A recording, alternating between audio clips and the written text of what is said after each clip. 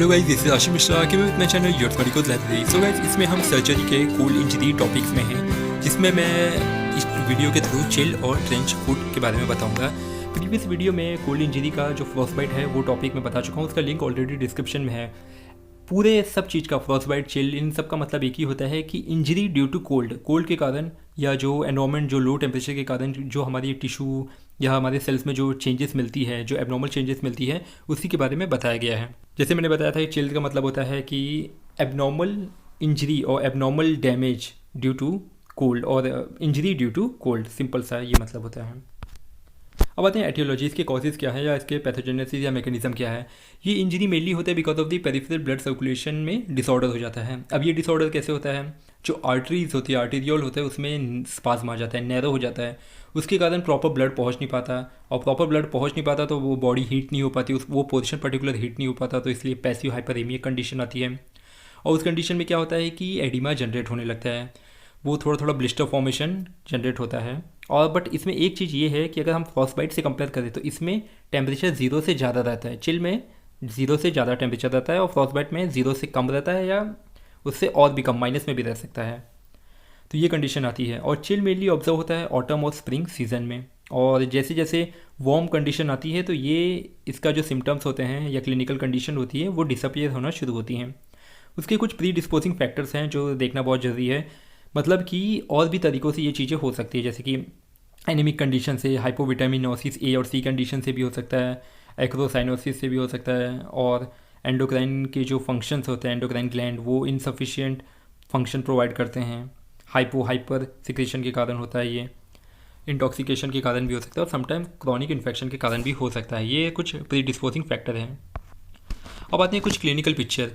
Mainly देखा जाए तो ये जो चिल होता है ये मेनली स्किन पर हमें पता चलता है, और ये इसका अगर हम अपीयरेंस देखें तो इसमें जो ब्लूइश रेड स्वेलिंग हमें दिखती है, जो मेनली हमारे जो ईयर, नोज, चीक, फिंगर, ये सब चीज़ें जो ब्लूइश रेड अपीयरेंस या स्वेलिंग हमें देखने मिलती है।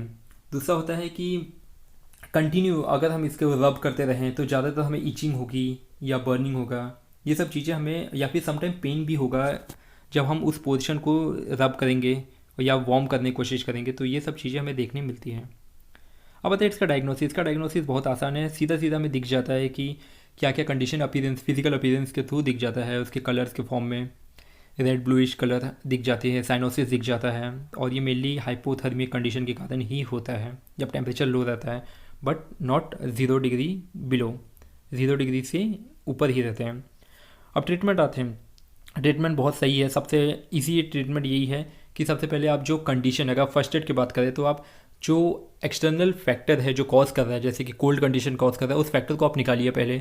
उसके बाद धीरे धीरे उस कंडीशन को नॉर्मलाइज होने दीजिए और उसको में वार्म कंडीशन दीजिए, और उसमें वार्म करिए और वार्म बाथ दीजिए, अलॉन्ग विथ उसको कुछ हॉट ड्रिंक्स पिलाइए। ये सब चीज़ें फर्स्ट एड होती है। और दूसरा होता है कि कुछ टॉनिक एजेंट्स होते हैं जो कैल्शियम, आयरन, वाइटामिन्स होती हैं, और कुछ टॉपिकल प्रोसेस होता है जैसे इरेडिएशन विथ लैम्प, सोलुक्स एंड मिनिन, और यूवी रेज, अल्ट्रासाउंड, ये सब चीज़ें आती हैं, अलॉन्ग विथ कुछ कॉर्टिकोस्टेरॉइड ऑइंटमेंट भी होते हैं, और मसाज के थ्रू भी हम इसको ठीक कर सकते हैं। ट्रेंच फुट का मतलब ये होता है कि injury due to cold mainly occur in the foot. अब इसमें ये होता है कि इसमें क्या क्या फैक्टर्स आते हैं जो फुट में मेनली कॉज करते हैं।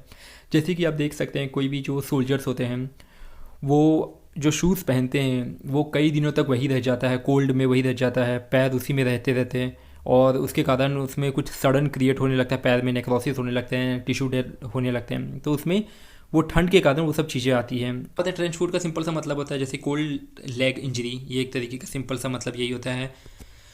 अब मेनली ये होता है because of the high humidity के एक्सपोजर में, ज़्यादा ह्यूमिडिटी के एक्सपोजर में, और मेनली जो टेम्परेचर लो रहता है बट एक्सीड 0 डिग्री से, 0 डिग्री के ऊपर ही रहता है। अब ये मेनली कंडीशन कहाँ कहाँ पाई जाती है, किन किन में पाई जाती है? ये मिलिट्री जो रहते हैं उसमें पाई जाती है, हंटर्स में, फिशरमैन में, जियोलॉजिस्ट में, सेलर, टूरिस्ट। अब आते हैं कॉजेज इसके क्या हो सकते हैं। इसके मेनली कॉजेज है ह्यूमिडिटी और कोल्ड, उसके कारण ये हो सकता है। जो लूमेन होता है, जो वेसल्स होते हैं, नैरो हो जाते हैं, प्रॉपर ब्लड सप्लाई नहीं होता, हाइपोथर्मिया कंडीशन डेवलप रहती है, तो वो हाइपरथर्मिया नहीं हो पाती है, तो ये सब चीज़ें हो जाती है। दूसरा होता है वेनस कंजेशन, जैसे मैंने बताया था कि जो वेन्स होती है उसके अंदर थ्रोम्बो क्लॉट या थ्रोम्बोसिस कंडीशन आ जाती है, जिसमें प्रॉपर ब्लड पहुंच नहीं पाता, उससे बॉडी हीट नहीं हो पाती, या जो पोजीशन है वो हीट नहीं हो पाता, उसके कारण ये चीज़ें होती हैं, हाइपोथर्मिया कंडीशन होती हैं। तीसरा होता है insufficient blood supply, as usual proper blood मिल नहीं पाता और उसके कारण वो बॉडी धीरे धीरे नेक्रोटिक प्रोसेस में आती जाती है। अब आते हैं क्लिनिकल मैनिफेस्टेशन, इसमें क्या क्या चेंजेस हमें देखने मिलेगा। इसमें पहले वाले स्टेज में हम देख सकते हैं कि जो टोज़ है पैर के, उसमें वीकनेस हमें देखने मिलेगा, कुछ सेंसिटिविटी, कुछ पेन हमें देखने मिलेगा। फिर धीरे धीरे उसमें जो स्किन रहते हैं जो पैर के, वो एकदम डिस्ट्रॉय होने लगते हैं, उसके सेल डिस्ट्रॉय होने लगते हैं, सड़ने लगते हैं। बट क्या होता है कि अगर हमने 2 हफ्ते तक रखा है, उसके बाद समझ लीजिए 2 हफ्ते तक वो पैर उस शूज़ में है जो वेट है, जिससे वो इंजरी कॉज हो रही है, उसको हम निकाल दें तो वो प्रोसेस रीजनरेट करने लगता है। बट लेटर ऑन अगर उसको वापस वही प्रोसेस वही चीज़ ऐड कर दें, वही पैर अपना उसी शूज़ में डाल दे, तो ये इंजरी वापस हो सकती है। तो ये रिवर्सिबल प्रोसेस हो सकता है। दूसरा स्टेज ये होता है कि इसमें स्किन रेड हो जाती है, फीट होते हैं स्वेल हो जाती है, और बट इसमें यह है कि अगर हम उसको वार्म करेंगे तो वापस वो डिसअपियर हो जाती है रेडनेस। तीसरा स्टेज ये होता है कि ब्लिस्टर अपीयर होने लगते हैं येलोइश और ब्लडी एफ्यूजन के फॉर्म में, जो बहुत एक पस फॉर्म क्रिएट करते हैं धीरे धीरे और अल्सर बढ़ाने लगते हैं। स्टेज 4 में क्या होता है कि इसमें ये लास्ट स्टेज है, इसमें नेक्रोसिक कंडीशन डेवलप होने लगती है, मेनली वेट गैंग्रीन डेवलप होती है। वेट गैंग्रीन का मतलब ये होता है कि नेक्रोटिक फेस डेवलप होता है मेनली दी लोअर लिम्ब। और इसमें एक और चीज़ ये भी होती है कि जो वेट गैंग्रीन होता है ये मेनली ये होता है कि नेक्रोटिक टिश्यू डेवलप होता है ड्यू टू एनारोबिक इन्फेक्शन के कारण। प्रॉपर ऑक्सीजन नहीं मिल पाता तो एनारोबिक इन्फेक्शन के कारण जो टिश्यू या नेक्रोटिक पार्ट है वो डेड होने लगती है। और इसमें ये देख सकते हैं जो पहला 2 स्टेज है वो रिवर्सिबल है, उसको हम रिवर्स कर सकते हैं। मतलब कि अगर हम जो पॉजिटिव फैक्टर है उसको निकाल दें तो वो वापस नॉर्मल कंडीशन में आ जाएगा, पैर ठीक हो सकता है। बट जो तीसरा और चौथा है, क्योंकि इसलिए ये रिवर्सिबल नहीं हो सकता क्योंकि इसमें जो ब्लिस्टर्स या पस ऑलरेडी फॉर्म होने लगते हैं, जो सड़ाने लगते हैं पूरे पैर को, या नेक्रोटिक या अल्सरेटिव फॉर्म में कन्वर्ट करने लगते हैं। अब आते हैं डायग्नोसिस। इसका डायग्नोसिस बहुत सारे तरीक़ों से हमें मिल सकता है बिकॉज ऑफ द सिम्टम्स के बेसिस पर या क्लिनिकल साइन के बेसिस पर। और ये डिपेंड होता है कि इसका डायग्नोसिस तब भी हम डिपेंड कर सकते हैं कि कितने टाइम तक वो शूज़ पहन के रखा है, वेट शूज़ कितना टाइम तक पहन के रखा है।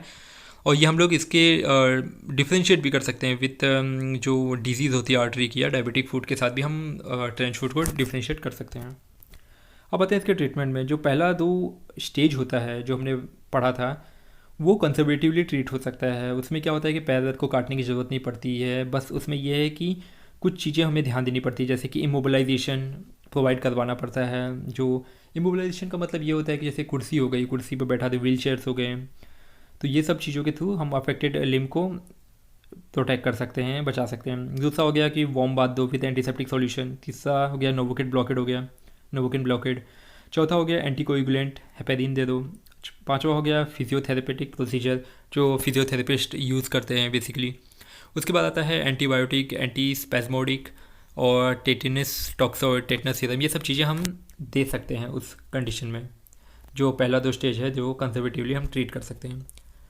और जो स्टेज 3 होता है, क्योंकि इसमें ब्लिस्टर ऑलरेडी फॉर्म हो चुका है या बबल ऑलरेडी फॉर्म हो चुका है, तो इसमें हम एक और चीज़ कर सकते हैं कि इसमें हम जो वेट ड्राइंग एल्कोहल है क्लोरहेक्सिडीन और क्लोरफ्यूरेटसिलोनियम, इसमें हम उसके थ्रू उसका ड्रेसिंग करके उसको ठीक करने की कोशिश कर सकते हैं।